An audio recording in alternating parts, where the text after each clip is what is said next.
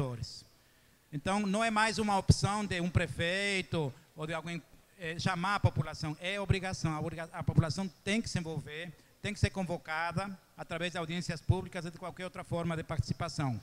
Então, essas audiências que estamos fazendo fazem parte desse propósito de envolver a população na discussão do projeto final do plano diretor, certo? Então, nessa primeira rodada, vamos informar o que é o plano, alguns aspectos mais complicados, tentar esclarecer, né? E vão poder participar com colocações, sugestões, dúvidas, questionamentos ou até propostas já, certo, para o plano. E na segunda, aí não vai ter mais essa apresentação formal de conceitos, certo? Porque a segunda é mais para ouvir mesmo, ouvir os senhores já com conhecimento prévio do plano, as propostas que vão trazer para a discussão final, certo? Todas essas propostas serão sistematizadas, transformadas em texto legal, e os senhores vereadores vão discutir e votar lá na Câmara de Vereadores. Bom, Aracaju já tem um plano, já foi dito aqui, é de 2000, certo? E é necessário que ele seja revisado para se adequar ao Estatuto da cidade. O nosso plano diretor é uma lei complementar à lei orgânica. A lei orgânica é como se fosse a Constituição de Aracaju, certo? Então, o plano é uma lei complementar. O processo de revisão começou em 2005, certo? Houve várias equipes que participaram, algumas comunidades e associações de moradores, e foi para o Legislativo, mas voltou para o Executivo para que o Condurbe faça uma análise final. E voltou para o Legislativo em 2010. Tá? Essa é uma sequência do que aconteceu. Isso aí está na cartilha, viu, senhor? Por isso não vou me deter muito nisso aí, certo? Então, em 2005, teve equipes técnicas trabalhando e audiências públicas. No Condurbe foram colocadas algumas emendas, algumas foram aprovadas, outras não. Então, houve algumas alterações do projeto de 2005 para o projeto que chegou no Legislativo, certo? Condurbe é o Conselho de Desenvolvimento Urbano e Ambiental, certo? Que tem órgãos da Prefeitura, universidades, associações de classe, Fabaju era um dos membros, certo? E algumas outras entidades. E na Câmara de Vereadores, chegou no final do ano passado, certo? Foi feita uma discussão, uma primeira discussão, uma leitura e discussão em primeira votação lá, e depois se abriu para a participação popular. Então, foram feitas várias reuniões técnicas, reuniões preparatórias, já tivemos 10 audiências públicas temáticas. Por exemplo, uma audiência foi sobre cultura, patrimônio e turismo. Outra foi sobre educação, saúde. Outra sobre habitação social, entendeu? Por setores, por temas. E já estamos, como ele explicou agora, na 4ª audiência nas comunidades. Então, essa comunidade aqui, Bugio, Jardim Centenário, Olaria, Veneza, Capucho, São Carlos e adjacências, terá uma segunda audiência de aqui exatamente a um mês, dia 22 de novembro, certo? Aqui estamos nessa região, a nossa região é essa amarela aqui, certo? Isso aqui não está funcionando, mas é aquela amarelinha, certo? Os 4 bairros, Bugio, Jardim Centenário, Olaria e Capucho. A cidade toda foi dividida em 10 regiões para fazer as audiências. Pronto, então vamos começar com os conceitos. Veja, não é fácil para mim tentar traduzir isso para uma linguagem que todo mundo entenda, porque são aspectos técnicos, mas eu vou tentar, certo? E se tiver alguma dúvida específica, pode perguntar. Durante a audiência, depois, se quiser eu passo e-mail, vocês podem questionar qualquer dúvida sobre esses aspectos. Mas eles são importantes porque eles determinam como e quanto vamos poder construir, ocupar, como vão ser nossas ruas, certo? É a qualidade de vida que nós vamos ter em função disso. E são temas polêmicos. Se você conhece esses temas, você vai poder opinar sobre eles, né? São temas polêmicos. Se quiser eu paro já. Não... Tudo bem. Bom, macrozoneamento. A cidade é dividida em zonas. E em cada zona você vai ter normas específicas. Em algumas zonas pode construir mais, em outras menos.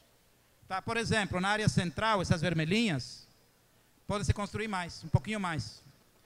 Nas áreas verdes, meio amareladas, né? ZAB 1, ZAB 2, um pouco menos, certo? E na área lá embaixo, que é a que a gente conhece como zona de expansão, bem menos. Tá? A proposta é essa, certo? Então, nós estamos aqui, ó, estamos nessa região que eu pintei aí. Estamos totalmente na ZAB. Parte na ZAB 1, parte na ZAB 2. Isso aí significa zona de adensamento básico.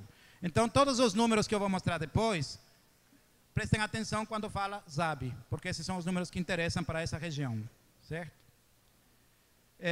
Bom, aí vem as áreas de diretrizes especiais. Além das normas do zoneamento, tem que se cumprir os cuidados por causa dessas áreas aqui. Tá? Por exemplo, área de mangue. A área de mangue é uma área de preservação ambiental, não pode ser ocupada. Independente de que a zona seja ZAB ou qualquer outra, não pode ser ocupada a área de preservação ambiental. Entendeu? Então, essas são as áreas de diretrizes especiais que têm normas específicas, certo? As de interesse social são áreas, o vídeo mostrou isso, né? Áreas que já têm ocupação precária ou áreas destinadas a receber novas moradias sociais, certo? Então, são todas essas manchinhas vermelhas em Aracaju. E aqui, especificamente, na região de aqui, eu ampliei um pouquinho aqui, ó. Basicamente, todo o redor do Bugio, Rio do Sal, Riacho do Cabral, São Carlos, Nova Liberdade e o Veneza 2, me parece que é, no lado do Capucho, certo? Se não estiver enganado, é isso. Então, essas são as áreas de interesse social dessa região aqui. Nessas áreas de interesse social, tem que se promover a regularização fundiária, a urbanização. E se tiver risco, por exemplo, encostas, áreas que podem ser inundadas, as pessoas devem ser retiradas, remanejadas para outro local com moradia social.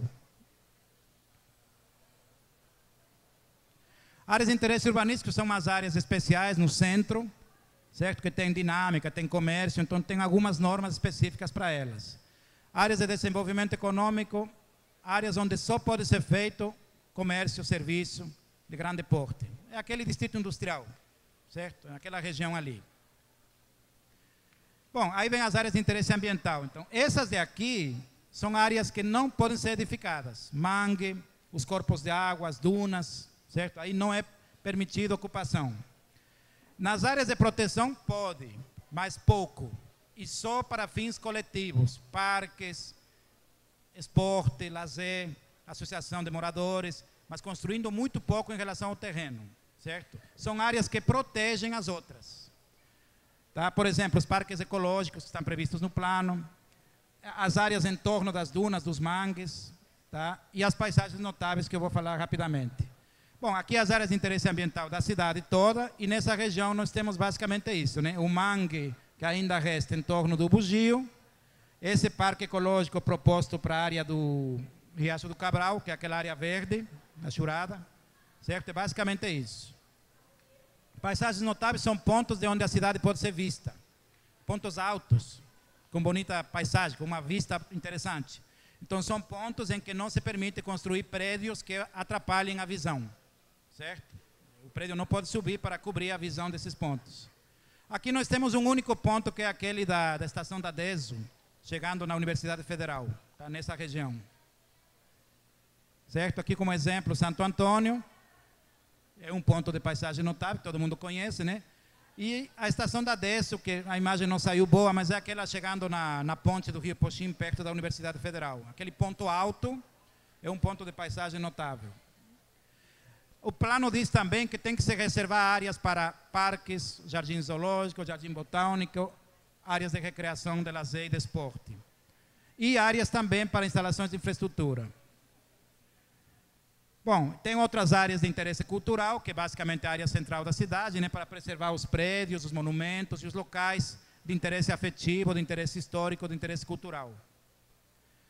Bom, e aqui os parâmetros urbanísticos. Esses são os números que dizem se a gente pode construir pouco, muito e como, certo? O primeiro é o mais importante de todos, coeficiente de aproveitamento. É ele que diz se você pode construir pouco ou muito, certo? Se eu tenho um terreno, por exemplo, de 160 metros quadrados, 8 por 20, e eu faço uma casinha de 2 pavimentos, cada pavimento com 120 metros quadrados, Então, eu construí 240. Se eu divido pela área do lote, seria 160, o coeficiente, nesse caso, é 1,5. Então, esse é o coeficiente mais importante, porque a lei limita esse coeficiente. Ele diz, seu coeficiente não pode passar de um certo valor, certo? Na região em que a gente está, é 2. O coeficiente é 2. Se alguém tem um terreno de 100 metros quadrados, pode construir até 200 metros quadrados, certo? Obviamente, vai ter que subir 2 pavimentos, né, ou mais. E, se ele quiser construir mais, até pode, mas aí tem que pagar uma taxa chamada outorga onerosa, certo? E pode chegar até 3. Nas áreas de interesse social, o coeficiente é só 1. Só pode se construir igual à área do terreno. Se eu tenho terreno de 100 metros quadrados, posso construir 100 metros quadrados também. Faz sentido, porque a área de interesse social, teoricamente, é para suprir uma necessidade de moradia social. Então, não faz sentido levantar 3, 4 pavimentos, né? Uma única família. Bom, os coeficientes, então, mudaram em relação a 2000, ao plano atual. Há uma redução, ou seja, o que significa? Que na cidade vai se construir, vai continuar construindo, mas menos. Vai se construir um pouco menos do que se constrói hoje, certo? Hoje é 3, vai cair para 2. E na zona de expansão tem uma redução mais drástica. Bom, aí eu fiz um exercício, não vou me deter nele, que a ideia é mostrar que melhorou a situação. Os limites são mais rígidos, portanto, vai se construir um pouco menos. Isso significa menos problemas de trânsito, menos demanda de infraestrutura, certo? Gabarito é a altura do prédio. E no plano diretor não há limitação, certo?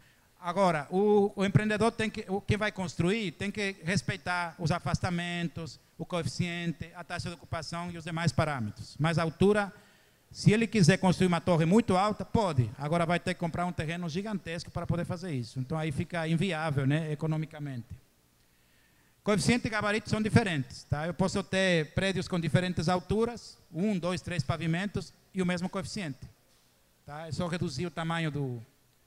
Aqui, esse conjunto à esquerda são prédios altos mais afastados. O da direita são prédios baixinhos mais próximos. O coeficiente é o mesmo. Então, qual é melhor? É isso que tem que se decidir. O que nós preferimos para morar, certo? Bom, aqui um outro exemplo, vou passar isso aqui no... Taxa de ocupação é outro parâmetro. Quanto do meu terreno vou ocupar? Eu posso ocupar o terreno todo? Não. Eu tenho que deixar afastamentos e ocupar só um percentual do terreno.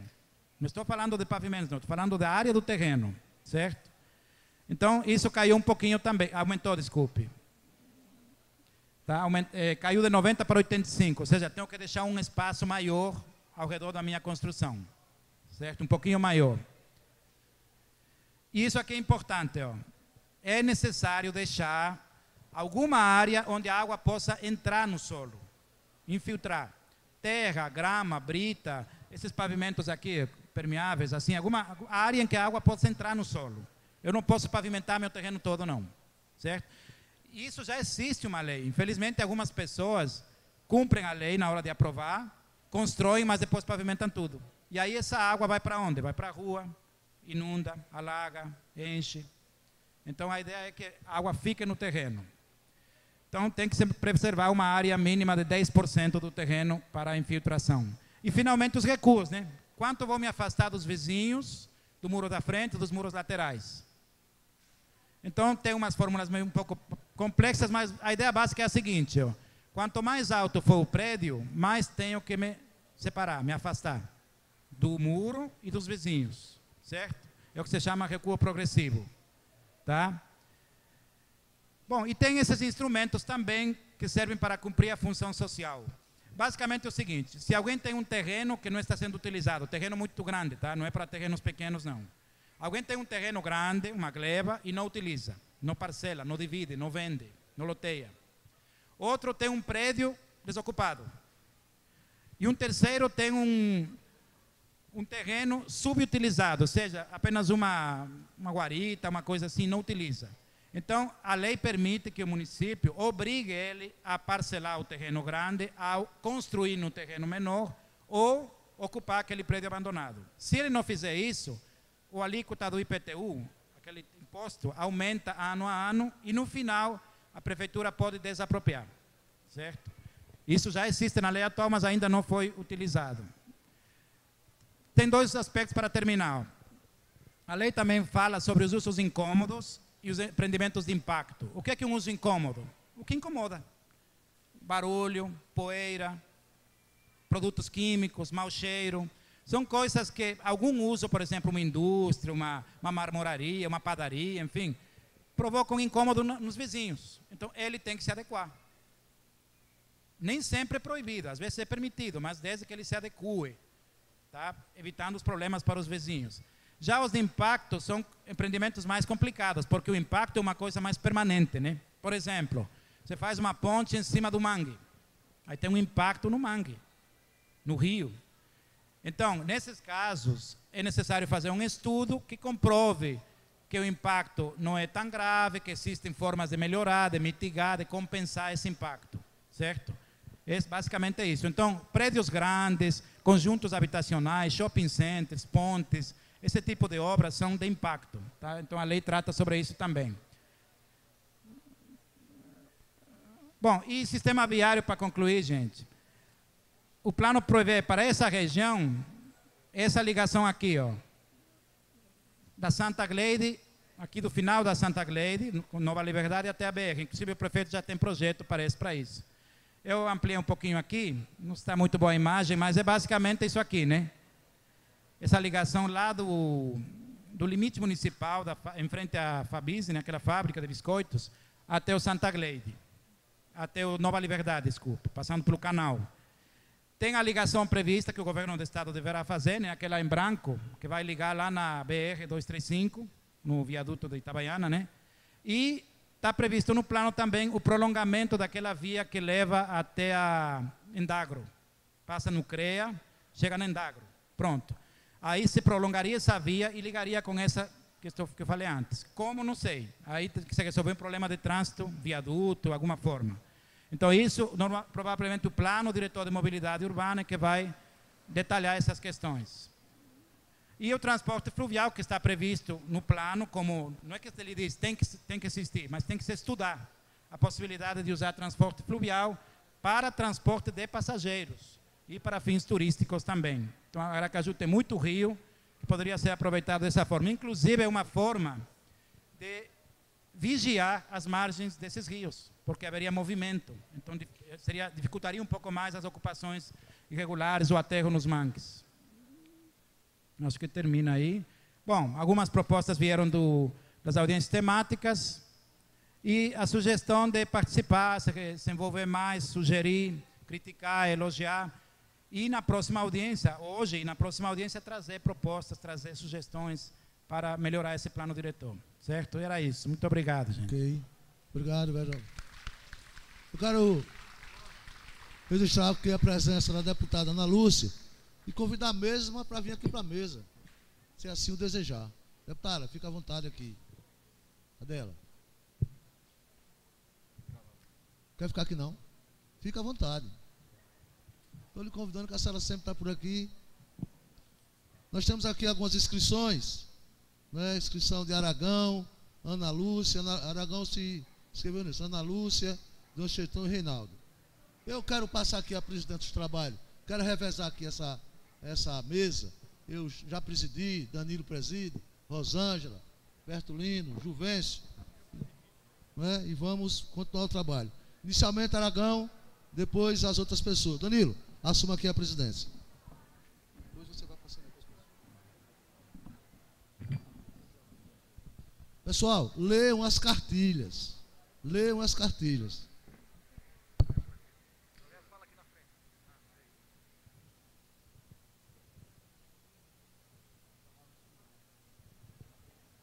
Boa noite.